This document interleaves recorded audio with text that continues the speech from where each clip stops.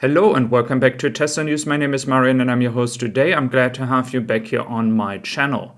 Now today is going to be another lessons about basic economics. I'm glad to have you back here. As many times mentioned, when you increase prices, at some point you don't have so much demand anymore, and that means you have to decrease the prices again.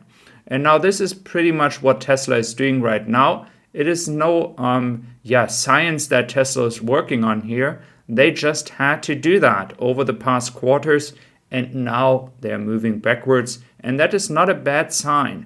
Now let's look into the price cuts we have seen here. Mostly for the Model Y, the biggest one is the Model Y standard range, $5,100 decrease, Model Y long range by $6,500, and the Model Y performance by $2,800. Now that is a good sign, and we have seen already first reactions from Chinese customers. We will look into that in a moment. Now for the European customers, I believe we could see the same move in 2023. Not so much based on what's happening in Giga Berlin for the Model Y. I do believe it's going to be more for the Model Y standard range in case people are not buying it for the price they can get it in Europe, as well as the Model 3 versions. So as we all know, the prices are pretty high in Germany, for example, but also all over Europe. And so there's more room for Tesla to decrease prices if the backlog is actually decreased. We see that in the blue bar here from Troy. We see the backlog for Europe is not that low yet as in China. So in this case, Tesla has still some time to wait and play around with the prices until then. So I believe for a European customer, if you are planning to buy a Model 3 or Model Y, I believe the biggest chance for a price decrease is the Model 3. The Model Y, because of Grünheide and the demand behind that with the new colors, is not going to be the case that we see major decreases here. Instead, I believe it's going to stay that way for a longer time. Now looking into China customer service, if the owner has placed an order but not picked up the car, you can choose between the current official price and the order price. If you choose the current official price, the delivery time will not change. So that is a good move to do that. So you can pretty much get the price decrease as well. Now, Ray for Tesla just reported as well, new orders online temporarily crashed Tesla site. This Tesla sales rep advises buyers to contact her directly if orders can't go through. Well, this looks like demand is increasing again, which without any doubt is no surprise. And we have talked about that many times here on this channel. And I just want to remind you, everybody is going to dive into this move of Tesla and is going to interpret this situation as they like to. But at the end of the day, it is basic economics, and we are talking about supply and demand. And in this case, Tesla has a lot of supply for the Chinese market due to the high production. I don't believe that the cost or the margins are going to decrease anyway.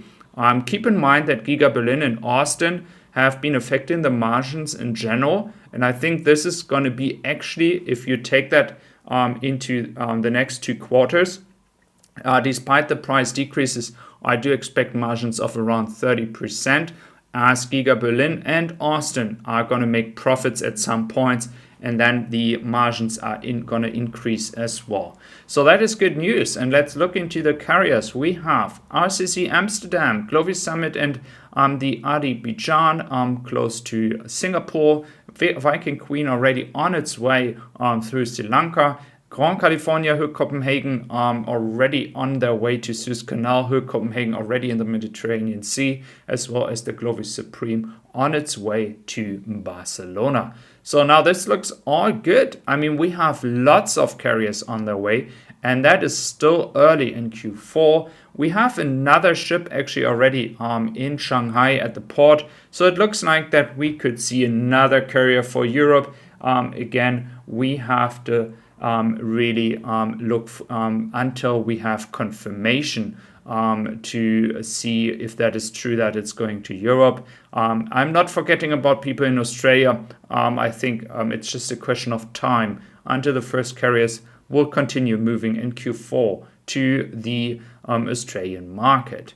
Now let's look into the next topic that is also interesting to notice is the production in Giga Berlin. Based on Kairaf here, who was taking out the VIN range, we are actually currently at a estimated weekly production of round about 2,163 cars, daily production close to 433 cars. So that looks good as well. We are on the way to increase production further.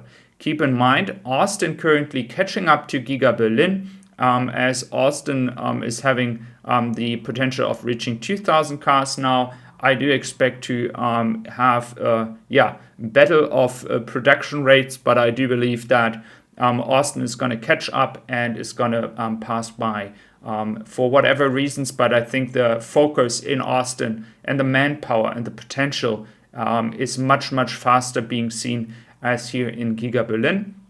I don't mean that in a mean way, but we see that Giga Berlin has taken a bit more time.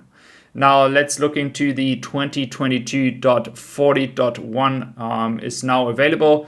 Sentry mode and dock mode improvements, improved charging efficiency, radio station logos, and driver door unlock mode for vehicles without it.